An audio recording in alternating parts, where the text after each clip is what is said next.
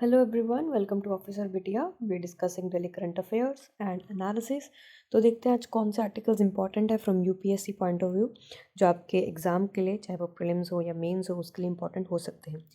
Always have a pen and a copy with you ताकि अगर कोई इंपॉर्टेंट इन्फॉर्मेशन है तो आप उसको नोट डाउन साथ साथ कर लो एंड उसको याद करके मेंस में वही चीज़ें डालनी होती है तभी हमारा मेंस का जो आंसर है वो सब्सटैंटिव बनता है. शुरू करते हैं फर्स्ट आर्टिकल से. That is about 50,000 ODF plus villages, that is open defecation free villages. तो हमारी जो देश की विलेजेस हैं, देश के जो गांव हैं, वहाँ पर ओपन डेफिकेशन ख़त्म हो गया है. जैसे कि जो खुले में जाते थे लोग वो अब ख़त्म हो गया है. वहाँ पर वॉशरूम्स बन गए हैं, टॉयलेट्स बन गए हैं. तो ये एक तरह से प्रोग्रेसिव की बात है जहाँ पर हमारी कंट्री लगातार करती जा रही है. जो तेलंगाना स्टेट है यहाँ पर सबसे ज़्यादा ओपन डेफिकेशन फ्री विलेजेस हैं. इसके बाद आते हैं Tamil Nadu, then MP, that is Madhya Pradesh. 2020 में जो स्वच्छ भारत मिशन था, ग्रामीण फेज सेकेंड, उसको लॉन्च किया गया था.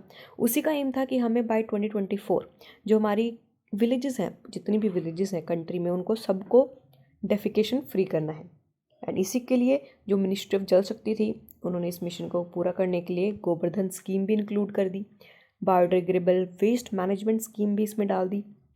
Plastic waste management, grey water management and faecal sludge management. तो ये दूसरी जो स्कीम्स हैं इनको कंबाइन कर दिया ताकि जो हमारी ओपन डेफिकेशन फ्री स्कीम है वो एक साथ इम्प्लीमेंट हो सके. क्योंकि अगर कोई भी स्कीम को इंडिविजुअली करते हैं तो वो इंडिविजुअली काम नहीं करती, उसके लिए हमें दूसरी स्कीम्स को साथ में लाना पड़ता है, तभी ओवरऑल जो डेवलपमेंट है वो होती है.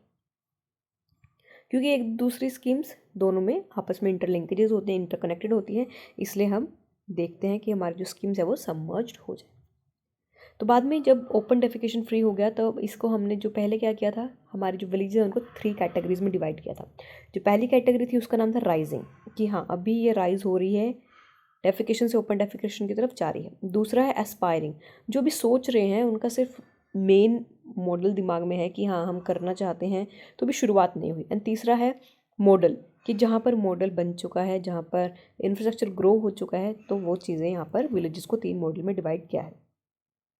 एंड इसी के बाद जैसे जैसे हमारी जो विलेजेस हैं वो ओपन डेफिकेशन फ्री होने लगी तो एक स्टेट की देखा देखी दूसरी स्टेट्स भी होने लगी. तो इसकी वजह से जो हमारा मेन एम था, संपूर्ण स्वच्छता, वो कंप्लीट होने लग गया. और कंप्लीट होने के चक्कर में हमारी जो पूरी जो इंडिया है वहाँ पर क्लीनलीनेस होने लगी. आज़ादी का अमृत महोत्सव की बात करते हैं. यहाँ पर भी 1 करोड़ से ज़्यादा लोगों ने 22,000 ग्राम पंचायत के जिसके लोग थे उन्होंने पार्टिसिपेट किया. जो हमारी सैनिटेशन एक्टिविटीज़ थी, जहाँ पर हम बात कर रहे थे स्वच्छता फ्री, जो गंदगी फ्री भारत, स्वच्छ भारत अभियान, जो हमारे मिशन है उसको कामयाब बनाने में लगे हुए थे. तो इस मिशन के बारे में देखते हैं. स्वच्छ भारत मिशन ग्रामीण फेज़ 2. फरवरी 2020 में जो मिनिस्ट्री है जल शक्ति की, उन्होंने इस पर्टिकुलर स्कीम का इम्प्लीमेंटेशन शुरू किया, स्वच्छ भारत मिशन ग्रामीण फेज़ 2. इस प्रोग्राम में क्या किया जाता है, इस प्रोग्राम में एम्फोसिस दिया जाता है सक्सेस का, फेज़ 1 का भी. और जो नई हमें फैसिलिटीज़ चाहिए सॉलिड, लिक्विड या प्लास्टिक वेस्ट मैनेजमेंट के लिए, उसके लिए हमें एडिक्वेट फैसिलिटीज़ लाने की बात की. और जो प्रोग्राम है इसको इम्प्लीमेंट किया गया 2021 से 2024-25 तक. एंड इसका जो फाइनेंशियल आउटले है दैट इज़ 140,881 करोड़ रुपीज़.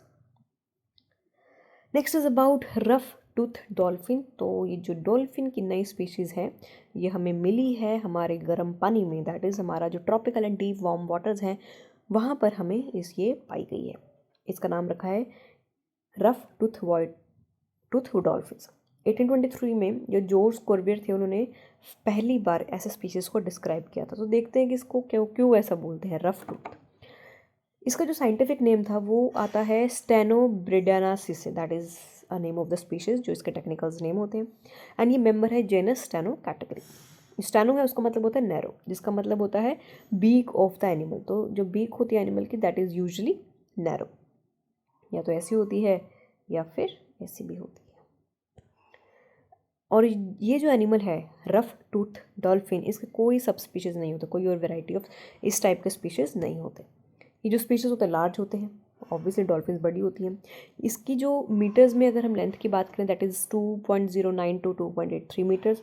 इसका जो वेट है दैट इज़ 90 टू 155 किलोमीटर्स। जो मेल है स्पीशीज़ के वो ज़्यादा बड़े होते हैं फीमेल से।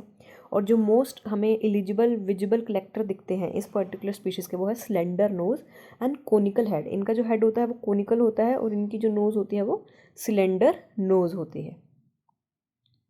तो इस टाइप के ये स्पीशीज़ होते हैं।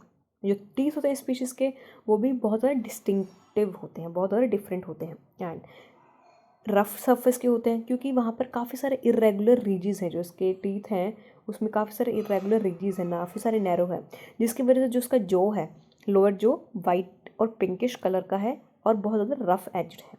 अगर हम हाइट की बात करें डोर्सल फिन की वो 18 टू 28 सेंटीमीटर्स तक होता है।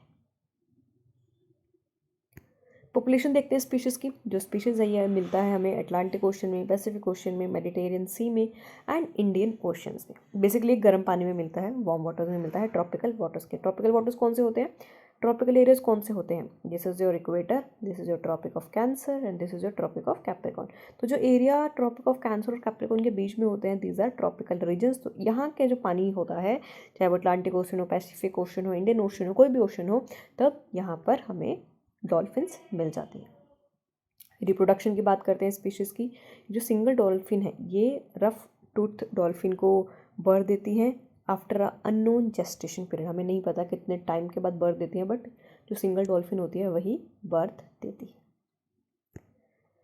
जो यंगलिंग्स होते हैं वो सिर्फ 100 सेंटीमीटर्स के होते हैं लॉन्ग एंड पहले जो 5 साल है उनकी लाइफ में बहुत जल्दी से ग्रो करते हैं।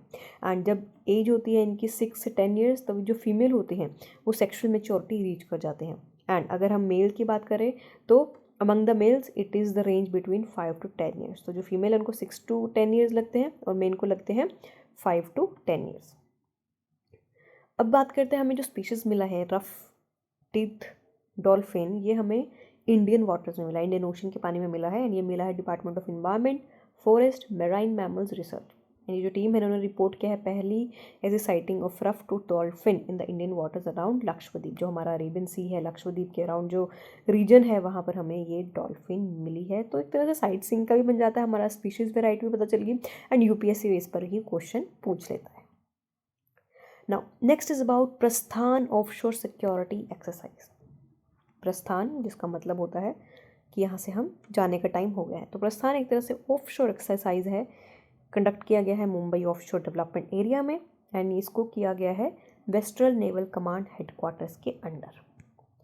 ये हर 6 महीने बाद कंडक्ट किया जाता है एंड ये जो एक्सरसाइज इसको कौन लीड करता है? इसको इंडियन नेवी लीड करती है। जो पार्टिसिपेंट्स है देखते हैं किस किस पर्टिकुलर जो अथॉरिटीज़ है उन्होंने इसको अटेंड किया। These are coast guard, Indian air force, Mumbai trust post, ONGC, customs, Jawaharlal Nehru port trust, mercantile marine development, state fisheries department and marine police. So in particular category के लोगों ने अटेंड किया है।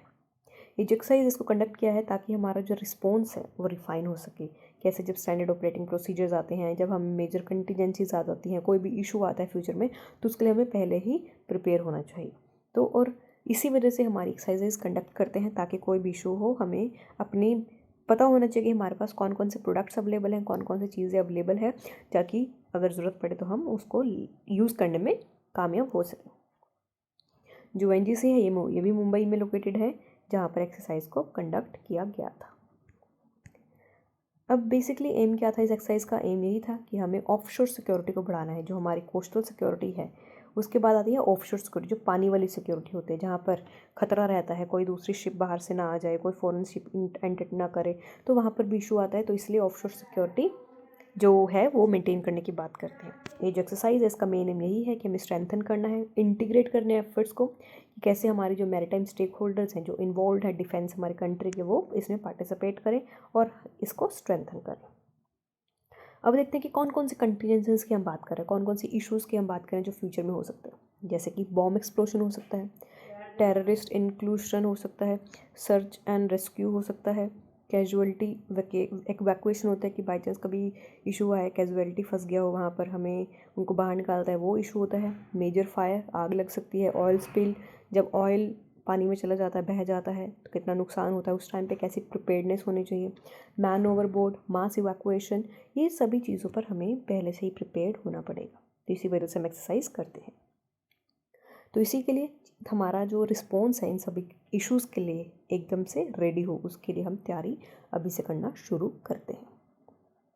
चाहे वो आप यूपीएससी की बात हो, उसके लिए भी आपको 2 साल का टाइम देना ही पड़ता है ताकि आपकी प्रिपरेशन अच्छे से हो सके और जब एग्ज़ाम आए तब आपको डरना नहीं है, इनफैक्ट एग्ज़ाम क्लियर करना है और आईएएस बनना है। Next is about warming of tropical Indian ocean. तो जो जितेंद्र सिंह है, मिनिस्टर ऑफ अर्थ साइंस, उन्होंने बोला है कि हमारा जो पानी है वो गर्म होता जा रहा है क्योंकि ग्लोबल वार्मिंग की वजह से। तो ग्लोबल वार्मिंग की वजह से इतने ज़्यादा इशू आते जा रहे हैं कि हमारा जो पानी है वो उसका टेम्परेचर बढ़ता जा रहा है। कि पहले हमारा जो पानी का टेम्परेचर है अब 1 डिग्री से एवरेज राइज चलता रहा है 1991 से 2015 तक। अब अगर हम पर डिकेड की बात करें तो 0.15 डिग्री सेल्सियस पर डिकेड बढ़ता जा रहा है। लेकिन अगर अब जो क्लाइमेट चेंज हो रहा है उसकी वजह से जो मेराइन एनवायरनमेंट है वो बहुत ज़्यादा इफ़ेक्ट इसके बियर कर रहे हैं। 2021 में जो 6 मेराइन हीट वेव्स थी वो भी इंडियन ओशन में आई थी, जो कि 15 डेज तक चली थी, जिसमें हमारा जो जनजाति जीवन, पानी वाले जो एक्वेटिक एनिमल्स थे उनका लाइफ ख़राब हो गया, कोरल ब्लीचिंग हो गई, जो एनिमल्स हैं उनकी डेथ हो गई, हमें इतने ज़्यादा मास जो टर्टल्स हैं लास्ट टाइम हमें मिले थे बीच पे सारे डेड थे। तो ये सब टेम्परेचर की वजह से है, ग्लोबल वार्मिंग की वजजह से, ये सब हो रहा है ह्यूमन एक्टिविटीज़ की वजह से। और इसमें से 6 इवेंट्स बे ऑफ बंगाल में भी हुए थे, 6 में से 4 इवेंट्स। और अगर हम north bay of Bengal region की बात करें तो वहाँ पर कहा गया है कि जो ये राइज़ है वो 0.5 इवेंट से हर डिकेड बढ़ता जा रहा है क्योंकि हीट वेव जो हो रही है। अगर हम वेस्ट इंडियन ओशन की बात करें तो वहाँ पर भी 1.5 इवेंट्स डिकेड्स में हो जाते हैं जहाँ पर मैराइन हीट वेव आती है और हमारे जनजाति जीवन को नष्ट करके चली जाती है। अब देखते हैं study by Indian Institute of Tropical Meteorology.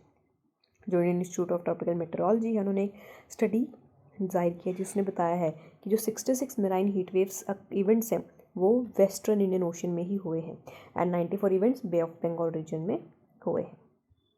जो यूनाइन environmental panel on climate change report है उन्होंने भी कहा है, जो कि रिलीज़ होती है आईपीसीसी के द्वारा, that is international panel on climate change. इन्होंने बोला है कि जो अगर हम इस सेंचुरी के एंड तक हमारे जो 12 इंडियन कोस्टल स्टेट्स हैं, चेन्नई, मुंबई, विशाखापट्टनम, कोची, ये सब डूब जाएंगी पानी में, सब सबमर्ज हो जाएंगी बिकॉज अब जब पानी का गर्म होता जा रहा है उसका टेम्परेचर तो वो राइज़ करता है तो इसका मतलब फ्लडिंग आएगी तो मतलब जो हमारे कोस्टल एरियाज़ हैं वो सब पानी में बह सकते हैं, वो सब पानी के अंदर जा सकते हैं। तो चेन्नई, मुंबई, विशाखापट्टनम, कोची, ये 4 स्टेट्स के ऊपर तो ऑलरेडी जो अलर्ट है वो जारी हो चुका है। तो इतना सीवियर इम्पैक्ट पड़ता है क्लाइमेट चेंज से कि हम सोच भी नहीं पा रहे कि हमारा जो खुद का घर है वो भी जा सकता है, हमारी जो छत है वो भी जा सकते हैं फ्यूचर में। तो इसलिए हमारे जो एक्शंस हैं वो गाइड होने चाहिए ताकि हमारे फ्यूचर जनरेशन्स तो एटलीस्ट ये सब फेस न करें, बट हम उनके लिए और प्रॉब्लम्स ही क्रिएट कर रहे हैं rather than providing them solutions. तो इसलिए हमें अपनी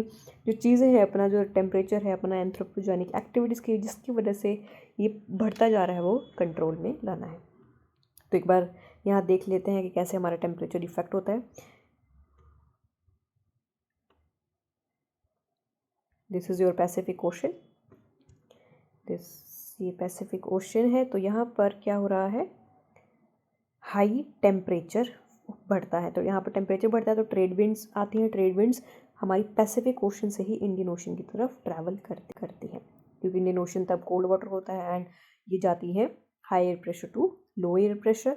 सो that was all about today's session. I hope you like it. अगर आपको कोई डाउट है तो आप हमें कमेंट सेक्शन में मेंशन करके बता सकते हो एंड आप हमें info@officerbetia.com पर भी मेल कर सकते हो। सो मिलते हैं आपसे कल के नए करंट अफेयर्स के साथ, नए टॉपिक्स के साथ एंड आपको नई इन्फॉर्मेशन प्रोवाइड करते हैं। So that what is, so thank you.